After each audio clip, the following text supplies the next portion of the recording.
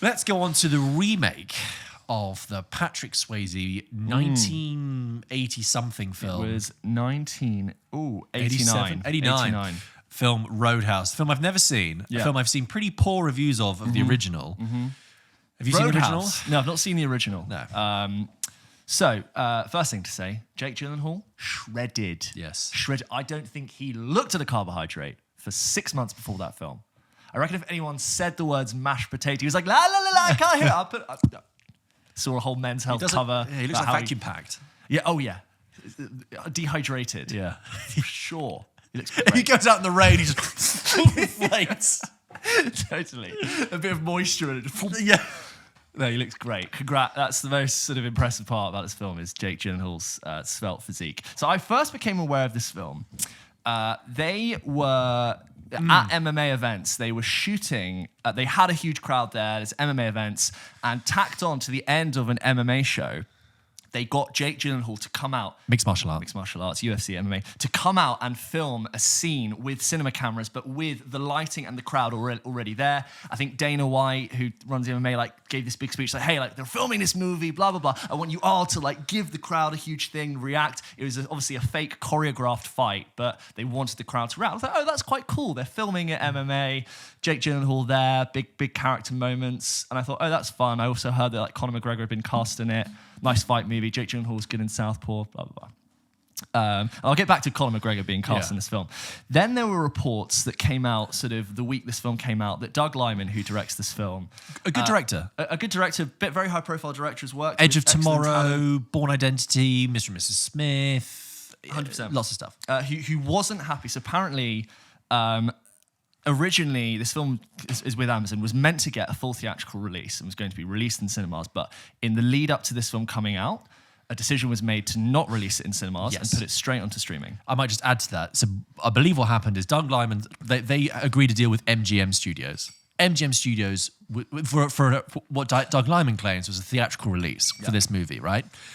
Amazon then bought MGM Studios and were like, you can make it for 80 million, but it goes straight on streaming, or you make it for 50 million and it goes on a theatrical release, right? And Doug Liman claims, he said, we're always going for the theatrical release first, okay? So in the week leading up to the film, as you say, it's going straight to streaming. Doug Liman doesn't support the movie, doesn't attend the premiere, and says... Publicly denounces Amazon, the movie. which again, high-profile filmmaker basically saying...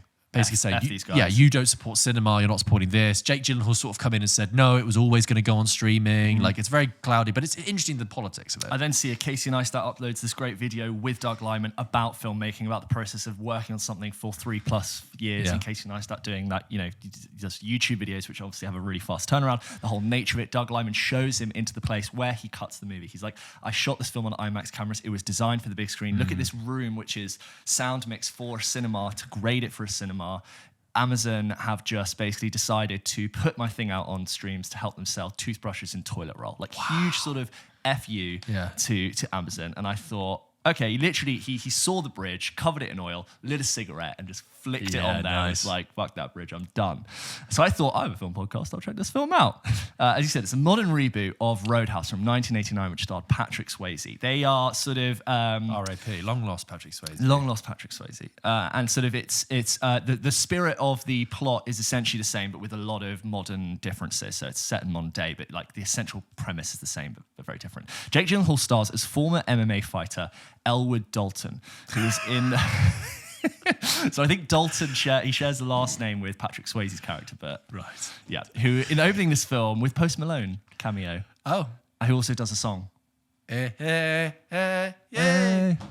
makes a living scamming fighters on the underground fighting circuit, and as that sort of runs dry, he is approached by Frankie, who owns an unruly roadhouse in sunny Florida Keys. What is a roadhouse, James? A roadhouse, from what I can tell, it's like a roadside bar with multiple floors, and there's live music, and you could probably stay there like a public house. Okay. Like a big rowdy bar. But with motorbikes and Hell's Angels there. Yeah. I see. Yeah. Okay. A little bit sort of crime-stricken. Okay. Troublemaker. You don't want to stumble, you don't want to spill the beer of the wrong guy on a roadhouse.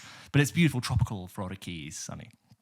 And so he's approached by Frankie, who owns this Roadhouse, and he's offered a job as a sort of unofficial bouncer, like an informal bouncer, to basically take care of the troublemakers at the Roadhouse and sort of keep the peace. Like he's not an official bouncer, but he's sort of hanging around, and if stuff kicks off, which it inevitably does, he's had to sort it out. Meanwhile, the psychotic son of a gangster, played by Billy Magnuson, has been buying up the local land to plan the building of a huge resort. Although the only outlier who's not sold is Frankie, who won't sell the Roadhouse. Therefore, he's creating lots of trouble, trying to get it burnt down, threats are exchanged, back and forth, fights, bike riders, builds to a crescendo, etc. Plot.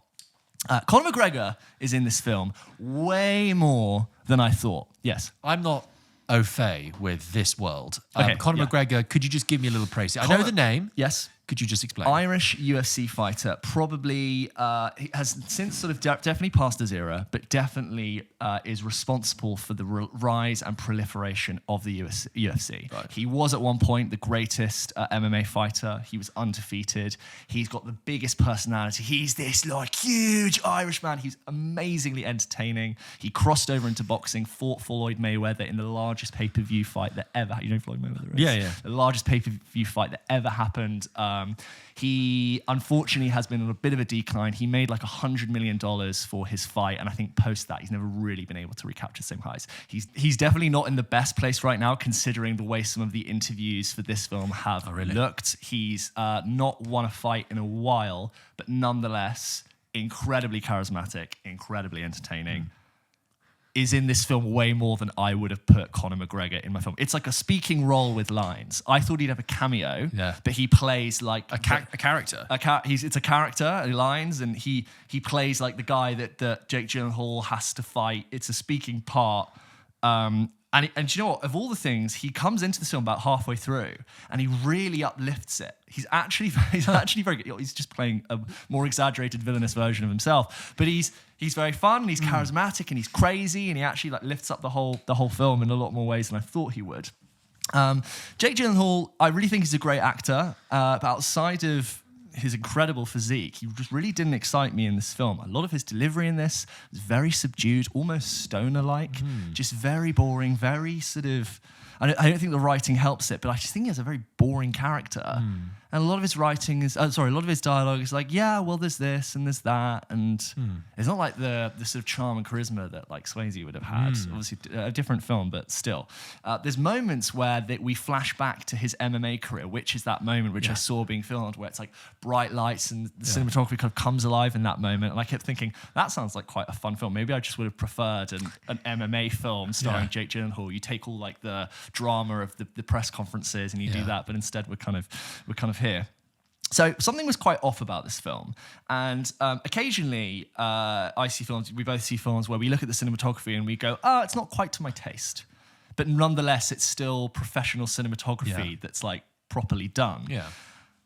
I watched this film, and it's I think for the first time, and I really wouldn't say this without sort of really believing it, because I wouldn't sort of, I don't know, like denounce the work of someone who's worked on a film in that way, but there was many shots in this film that I just thought were shoddy. Really? Like actually bad cinematography. Like there's distasteful cinematography where like that didn't work for that scene. But sometimes I'm like, this is just shaky, not in a way that's purposeful like a Jason Bourne fight. It felt indecisive and unstructured. Like we've got a wide, and the camera does a lot of floating, and we're here. Like, are you trying to shoot a mid shot or a close up or a wide at the same time?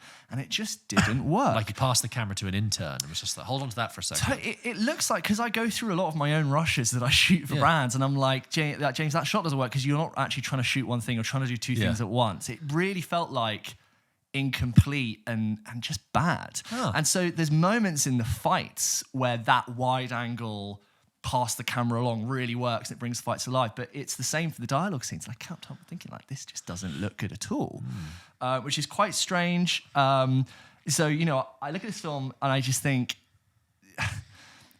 yes, this decision has been made to not release it in theaters, but most likely I think there's also been people who've watched a version of this film. Some bean counter has gone, we can release this theatrically, but the film's not very good. It probably won't make its money back. We can just put it on Prime. If it finds an audience, great. If not, we've not lost any money on More a huge toothbrushes and theatrical toilet release. roll. So I'd love to be able to say that, yeah, Doug Liman, like, you speak your truth. This is actually a really great film. Unfortunately, it's not that great. It's a bit outside of Conor McGregor being Conor McGregor. It's very much void of charisma and fun and just a shoddy camera experience. If someone was to write in and say, actually, no, it's doing this and you've missed the point, I would very much concede that.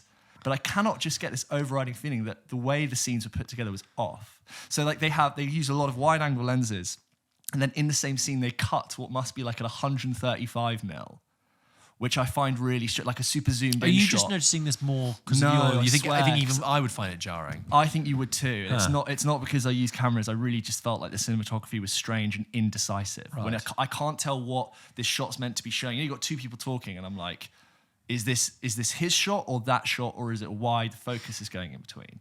It's strange. I'm very much happy for someone to say it's meant to be doing this, but there you go. That's Roadhouse, a weird experience. But as always, we'd love to hear your thoughts if you want to send them in to hello@pulpkitchenpodcast.com. If anyone's seen Roadhouse or Ghostbusters Frozen Empire, but if anyone has seen Roadhouse, the new one, and actually the old one, let us know, because I've heard mixed things about that, mixed things about this. That one looks charming. Let us know. It's a very 80s concept. Like, Yeah. hey, you're a fighter. Come and take care of my bar. Take Yeah. that outside. Yeah. That's not how Swayze They spoke. fight for more than just respect. They fight for Honor love and and- honor. yeah. That was Roadhouse, and that was Ghostbusters Frozen Empire. Thank you for joining us for this bonus episode of Pulp Kitchen. As you know, we post regular, numbered episodes every single Wednesday. If you haven't listened to this week's episode about Immaculate and Late Night with the Devil, go and do out. it. Go and do it. Spooky season. And Weird little spooky season. otherwise, in March. we look forward to seeing you next week. Check out all the stuff on socials as well. Our interviews with the cast of Three Body Problem, that's on Netflix at the moment. Also, lots of other fun interviews and things that we do on Instagram and TikTok. James, I think I've said everything, but would you like anything to add? Have a great day, everyone. Have a great week. Okay. See See you ya. next week. Bye-bye. Bye.